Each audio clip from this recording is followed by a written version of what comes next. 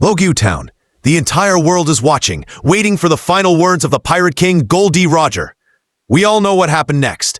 A single sentence that lit the fuse on the great pirate era, inspiring a generation to chase freedom on the high seas. It's the legend of how one man's will was passed on to countless others. But what if that legend is a lie? What if, at the last possible second, the story changed? The executioner's blades are in the air, gleaming under the sun. The crowd is dead silent. But instead of Roger's famous grin and final challenge, the square is rocked by a massive explosion.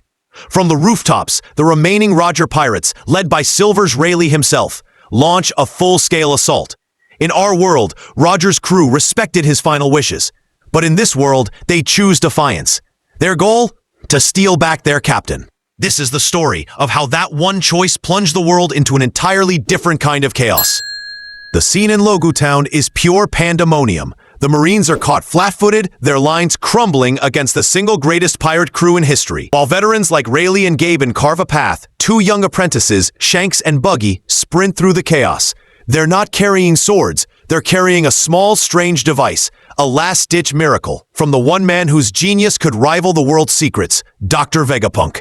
Now, in our timeline, there's no evidence Vegapunk ever helped Roger. But in this one, let's imagine he saw Roger's incurable disease as the ultimate scientific puzzle. For a price, he developed a radical treatment. The catch? It wasn't a quick fix. It would stop the disease cold, but it would take a full 25 years of recovery. And somehow, against all odds, the crew pulls it off. They escape with their captain, leaving behind a baffled and humiliated world government. To save face, the government launches the biggest cover-up in history. They announce to the world that Roger was executed as planned and that his last words were lost in a riot started by his thugs. But with no grand declaration and no final smile, the spark of the great pirate era is snuffed out. The seas don't fill with dreamers. They just fall silent. A quarter of a century drifts by. The world that takes shape is one of cold, sterile order. Without the great pirate era, the world government's authority is nearly absolute. The seas are tame, patrolled by hyper-efficient Marines.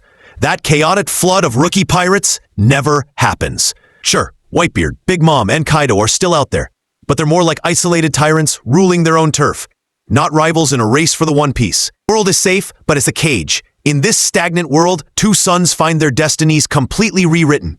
First, Portgas Ace. In this timeline, his mother, Rouge, never has to perform that impossible act of will to hide him. With Roger alive and in hiding, she and Ace are spirited away to safety. Ace doesn't grow up in the shadow of a dead, hated father. He's raised by the man himself, Gol D. and his uncle Rayleigh. He learns hockey from the absolute masters and hears the true history of the Void Century from the one man who's seen it. He grows up powerful and proud, but without that burning anger that defined him. He never joins the Whitebeard Pirates or gets that iconic tattoo. His goal isn't to escape his father's legacy. It's to help him finish his work. Because of this, the Paramount War never happens. And then there's Monkey D. Luffy. Life in Fuchsia Village is completely different for him. Shanks and his crew never visit, because Shanks is busy helping guard his recovering captain. That means Luffy never gets the straw hat. He never eats the Gomu Gomu no Mi. And most importantly, he never meets the charismatic pirate who shows him what real freedom looks like. Without that influence, his grandfather Garp becomes the only voice in his head. The romance of piracy, fueled by Roger's public execution in our world, never reaches him. After 25 years in the dark, the impossible happens. Gol D. Roger is cured.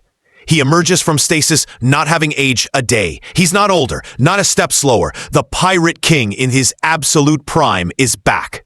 The fire in his eyes is brighter than ever. He looks out at the peaceful world the government has built. A world where dreams are liabilities and the truth is a crime. And he makes a new call. He failed to start a great pirate era, so now he'll start a great world war. This isn't a pirate coming back for treasure. This is a revolutionary king returning to tear the whole system down.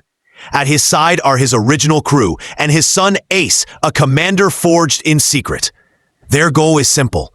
Expose the Void Century, drag the celestial dragons from their thrones, and bring the true dawn. The world government is thrown into absolute panic. This isn't just another pirate crew.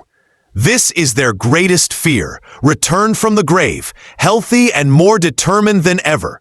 They mobilize everything. The admirals, cipher pull, the warlords.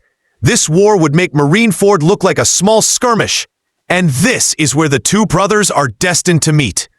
On one side of the battlefield, Ace, a leader in his father's revolutionary army, fighting for total freedom. On the other, Marine Captain Monkey D. Luffy, talented, powerful, and a firm believer in his grandfather's vision of justice. He's sent to the front lines to put down the rebellion. He's ordered to fight his own brother. Their reunion wouldn't be a rescue, it would be a tragedy. A clash between two opposing ideas of freedom, born from the same family. Luffy, representing change from within the system, versus Ace, representing the chaotic freedom his father demands for the world. In the end, by saving his own life, Roger didn't create a better world, he just changed its destiny. The chaotic, adventure-filled Great Pirate Era was traded for a simmering Cold War that finally explodes into a global inferno. The world isn't fighting over a treasure anymore, it's fighting over its very soul. By trying to control his own fate, Roger may have only delayed the inevitable storm, making it that much more devastating when it finally broke.